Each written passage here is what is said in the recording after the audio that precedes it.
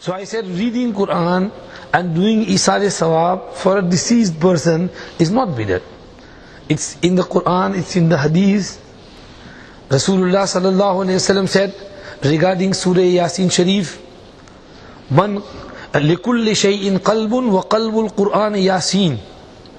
ومن قرأ ياسين كتب الله له بقراءتها قراءة القرآن 10 مرات فاقرؤوها على موتاكم.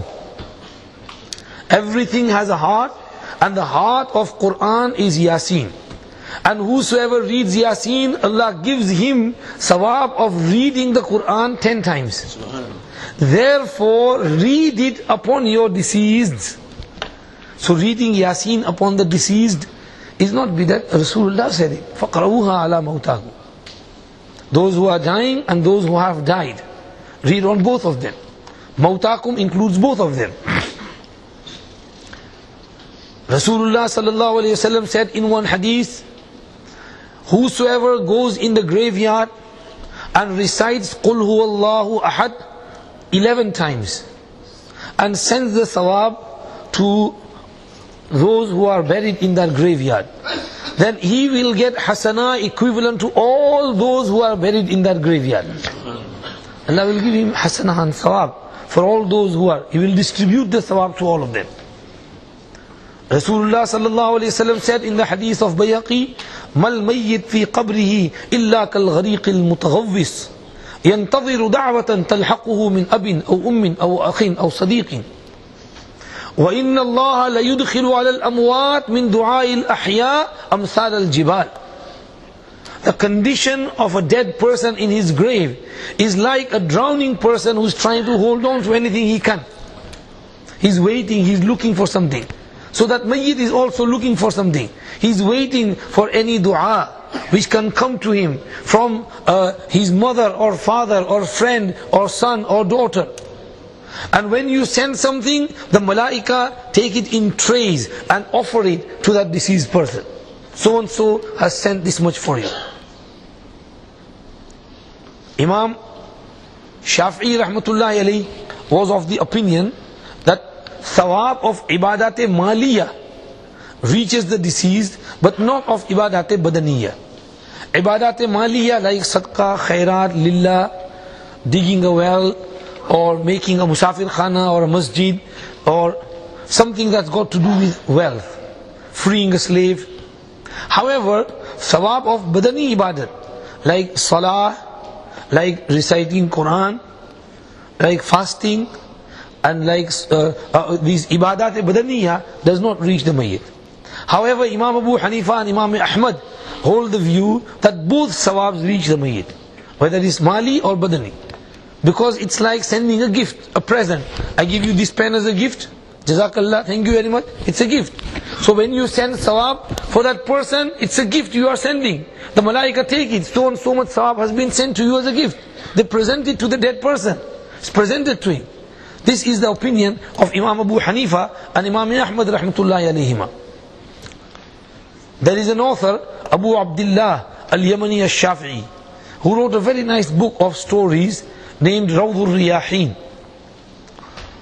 He was a Shafi'i scholar. He narrates in there with regards to Imam Izzuddin ibn Abdus Salam rahmatullahi alayhi, a great Shafi'i scholar, that when Imam Izzuddin ibn Abdus Salam rahmatullahi alayhi passed away, someone saw him in a dream and asked him that, Hazrat, you were a Shafi'i and you used to say that the thawab of reciting the Quran does not reach the deceased person. However, for you over here, many khatams and Qurans have been recited. Did it reach you or not? And Izzuddin ibn Abdus Salam said, Bhai, दुनिया में तो हम कुछ कहते थे, यहाँ आकर तो कुछ और ही देखा. जो कुछ तुमने भेजा सारा पहुँच गया.